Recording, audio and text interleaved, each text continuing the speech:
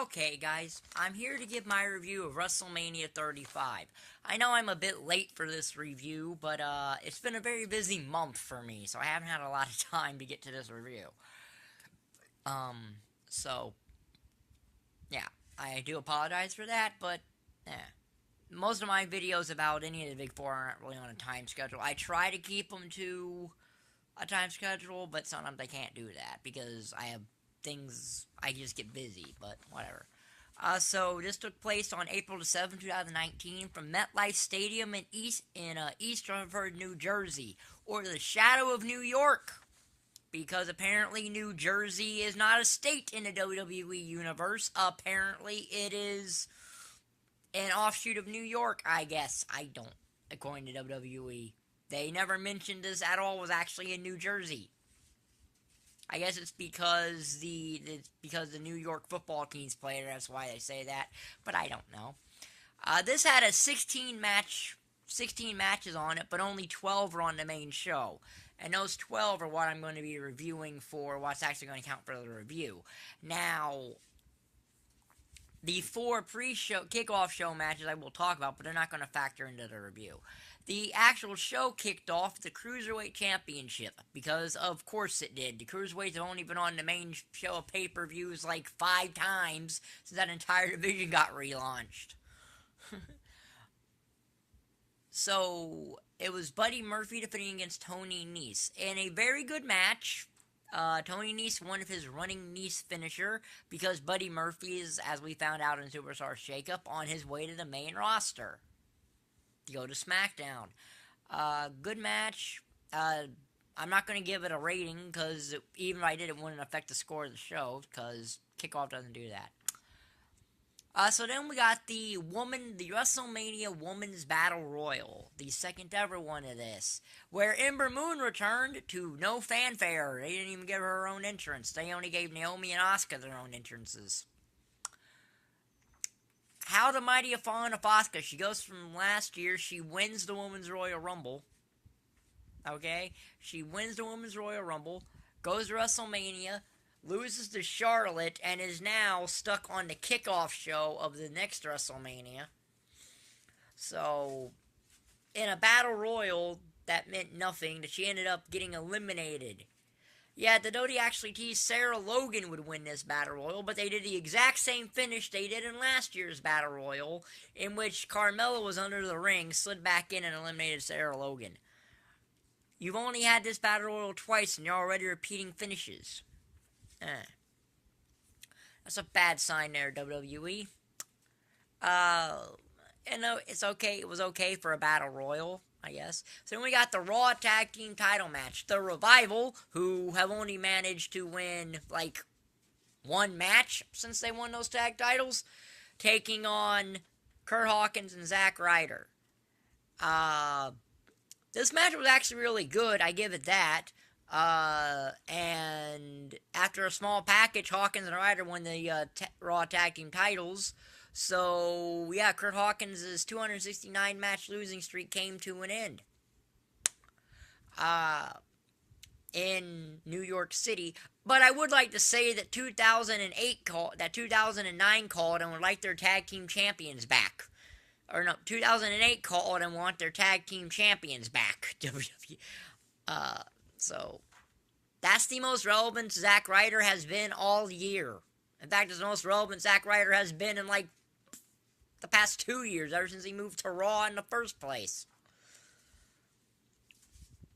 So then we got the main event of the kickoff show, which was the Andre the Giant Memorial Battle Royal, which I actually thought would end up being on the main show just because of the celebrity involvement in it. As it was Braun Strowman and the SNL guys, Colin Jost and Michael Shea, and pretty much everybody else was window dressing. Strowman basically eliminated most of everybody in here. The SNL guys take a powder and they go under the ring. They come back, try to help the Hardys eliminate Braun Strowman, which doesn't work. And Strowman dumps both of them out and wins the Andre the Giant Battle Royal, which is a good thing because his career would have been killed if he had to get eliminated in a battle royal by those two idiots, by those two guys. And maybe we'll never see those two guys again now, and they can just go away and go back to Weekend Update. I don't even watch SNL anymore anyway, so I don't really care. So on to the main show, which opens up with a surprise. Brock Lesnar curtain jerks. I was surprised and the next person to see this. As it's Brock Lesnar versus Seth Rollins for the Universal Championship. Brock starts the match by basically destroying Seth Rollins. Outside the ring for the bell rings. Bell rings, Brock starts suplexing. Referee gets bumped, Seth goes low, hits 3 curb stomps, and wins in about 2 minutes. So, yeah, good. The Universal title will be back on Raw. At least until Brock Lesnar makes up his mind if he wants to come back, and then it's probably going to go back on him again. Which, if that ends up happening, So, good thing was a 2-star match, got the crowd off hot, and who would have thunk that Brock Lesnar would ever curtain jerk? I think the last time Brock Lesnar opened a pay-per-view was the 2003 Survivor Series by my math, when he was WWE Champion over on SmackDown with Team Lesnar versus Team Angle to Survivor Series 03. I believe that was the last time Brock Lesnar was involved in the opening match of a pay-per-view. Could be wrong, of course. So then we got AJ Styles versus Randy Orton. Good match here. I figured it would be a great match. AJ's actually failed to not have a good WrestleMania match in his 4 WrestleManias. You know, with Jericho, Shane, Nakamura, and here with Orton. They've all been really good matches, even if the one of Nakamura wasn't as good as it could have been, because they were only building it on the Japan's connection. But really good match here. AJ tricks Orton into... AJ was going for the phenomenal forearm, and he noticed that Orton was going for the RKO, so he just stopped. And then AJ ends up hitting the phenomenal forearm on Randy Orton and wins the match. Very good match. 3 stars. So then we get a fatal 4-way match for the SmackDown Tag Team Championships. The Usos versus The Bar versus Aleister Black and Ricochet versus Shinsuke Nakamura and Rusev. Another good tag match here. The SmackDown Tag Division has been much better than the Raw Tag Division. At least it was until the Usos left. And now the SmackDown Tag Division isn't going to be anything, given its teams. But whatever. The Usos eventually win by hitting one of The Bar with a double splash and retain their titles. So the Usos have gone from not being on the main card of WrestleMania to being on the main card twice a Mania in multi-team tag matches. Oh well, at least they got their WrestleMania win finally, because I think this is their first win at WrestleMania. Yeah, 3 matches. So then we get 3 stars. So then it was the Falls Count Anywhere match. The Miz versus Shane McMahon. Good match. 3 stars. Shane was in his element here. This is finally a WrestleMania match where they put Shane McMahon in his element, which is a match with no rules and all that stuff. And if you do that, Shane will impress and put on a good match. And he did here. This was a really good Falls Count Anywhere match. Miz's dad got involved and Shane beat him up. Shane and Miz end up going to, like, the top of a thing. There's a thing up there where there's a great big scaffold, and Miz superplexes Shane off of it. And Shane's arm happens to land on Miz, whose shoulders are down. So Shane gets a very lucky pinfall and beats the Miz. Yeah, good match. And now the Miz is on Raw, so I don't even know if this match is going to continue. This thing's going to continue or not. You could continue it. Shane's a McMahon. It ain't going to matter if Shane's on SmackDown or Raw. He's a McMahon. He can appear wherever he wants to. Brand split doesn't matter to the McMahons. It didn't really matter in the WrestleMania much anyway, but it definitely doesn't matter to the McMahons. So then we get the Fatal 4-Way match for the Women's Tag Team Championship. Sasha Banks and Bayley versus Nia Jax and Tamina versus the Iconics versus Natalya and Beth Phoenix. This was a really good tag match. It was a 3.5-star match. Every team did their thing. Nia Jax and Tamina were going up top for a double splash, and then Nia Jax got pushed off the top rope. I wonder if that spot's what made her tear both her both her ACLs, which pretty much means you're probably not going to be seeing Tamina ever again until she returns, until Nia Jax returns. So, unless she randomly teams with Naomi, but I don't see that happening. The finish comes as Billie Kay makes a blind tag as Beth Phoenix does a super grand slam, and then Beth Phoenix pins Sasha Banks to win the women's tag titles. And the Iconics actually win something. Who would have thunk that? Who would have thunk that? The Iconics haven't won anything. In fact, they have, other than beating an enhancement team 2 days after Mania, they haven't even won after winning these titles anyway. And they probably exist to drop them to Paige's new team of Asuka and Kairi Sane. Whatever. 3.5 stars, that match was. So then we get the WWE Championship match. Daniel Bryan versus Kofi Kingston in arguably one of the best built matches and best built storylines going into WrestleMania.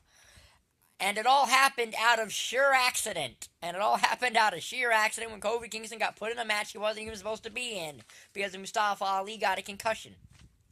Oh, excuse me, Ali got a concussion. But yeah, this was a really good match.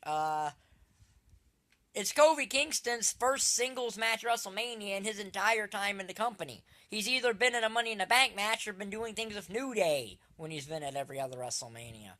And it's his first solo shot at a world title of any kind. And Kofi Kingston ended up hitting the Trouble in Paradise and beating Daniel Bryan and winning the WWE title, becoming the first African American to win the WWE title. I'm very aware that some people do count The Rock in that, but Rock's half Samoan, and in fact the WWE considers him more Samoan than black anyway. So, there's just that little fact, But yeah, really good match here. 4 stars. Was the best match up to that point. So then we get the United States Championship match. Samoa Joe in his first WrestleMania versus Rey Mysterio in a half-star match because Joe chokes Mysterio out in about a minute. And that's why he gets a half-star, because Joe needed a dominant win at a place like WrestleMania, and he got it at WrestleMania. That's very good to help Joe with the year he had. So, yeah, half a star just because of that. So then we get Roman Reigns versus Drew McIntyre. Roman Reigns' first singles match since he went away to battle leukemia. And yes, Drew McIntyre was not winning this match. Everyone knew that. Now, I would have preferred that they didn't move Reigns over to SmackDown, because that means McIntyre can't get a win on him. But I do understand why they moved Reigns to SmackDown, given that he's needed for the Fox merge when SmackDown goes to Fox. But as far as the match goes, this was an average match. McIntyre's good, but Reigns probably hadn't worked out his ring rust yet. So he'll get eventually there, because when you put Reigns with a good person, he can have some really good matches. But 2.5 stars, it was what it was. So then we get the no holds barred career versus career match. Although technically it wasn't billed as a career versus career match, but everyone pretty much knew that Batista's career was ending after this match anyway, as it's Triple H versus Batista. A really good no holds barred match. 3.5 stars with some really good spots, like Triple H taking Batista's nose ring out with pliers. That was a really gruesome spot. Ric Flair got involved in the finish, and Triple H Superman punches Batista with a sledgehammer, hits the pedigree, wins the match. His first WrestleMania win in 3 Manias. He hasn't won at Mania since WrestleMania 31 up at this particular point in time. So, yeah. Good match, 3.5 stars. Triple H and Batista have had good matches in the past, So then we get Kurt Angle's farewell matches. It's Kurt Angle versus the waiter from your local Applebee's. Or insert Baron Corbin joke here. Or insert your favorite Baron Corbin joke if you want. Okay, match, 2 stars. Kurt does what you do if you're retiring. He goes out on his back to, of all people, Baron Corbin. Now, on the one hand, this can do wonders for a guy like Baron Corbin if they bother to do anything, if the WWE bothers to do anything with it. He beat Kurt Angle clean in Kurt Angle's last match. That's a big accomplishment. On the other hand, this really should have been John Cena. Although what they did do with Cena, while it was a repeat from last year, was still really good because he interrupted Elias Base's Thuganomics John Cena. Still basically a repeat from last year, but with a little bit of a different flair. So then we get the Intercontinental Championship match. Bobby Lashley versus Demon Finn Balor. 2.5 stars. This was a kind of match you have always seen out of Lashley and Balor. Balor wins and becomes a 2-time Intercontinental Champion. Is what it was. So then we get the main event, the winner-take-all triple threat match for both the Raw and SmackDown Women's titles. Not the unified Women's titles, because they are not unified. Becky Lynch is having 2 separate matches at Money in the Bank for both women's titles. So they have not unified the women's division. The only title that appears on every show is the women's tag titles, I'm assuming. But it's Ronda Rousey versus Charlotte Flair versus Becky Lynch in a 4-star triple threat match. This is a really, really, really solid match. Now, it is hurt from a botched finish due to Becky pinning Ronda Rousey, but Ronda's shoulders ended up off the mat, so it kind of is hurt by that botch. But the match was really good for the first time the women have main evented WrestleMania. It took Ronda Rousey coming to the WWE for that to happen, but it's, And this apparently was why that fan attacked Bret Hart at the Hall of Fame ceremony was over these women main eventing WrestleMania. Look, if you had a problem with that, that's fine. I have no problem if you had, people are their own. But Bret Hart had nothing to do with that, so I would never, but don't take it out on a guy who is 60 years old, has survived both cancer and a stroke, who also had nothing to do with that decision anyway. But yeah, really good match, and WrestleMania was actually probably the best WrestleMania of this decade. Which is interesting because we're ending the decade on probably the best WrestleMania, much better than the last time WrestleMania was in MetLife Stadium, 6 years ago? Yeah. So yeah, this was a really good WrestleMania. I believe the total star is 63 out of 60, but I'll recalibrate that, and everything will be in the video description. So if you like the video, like button down there, subscribe button down there, and thank you for watching. Bye.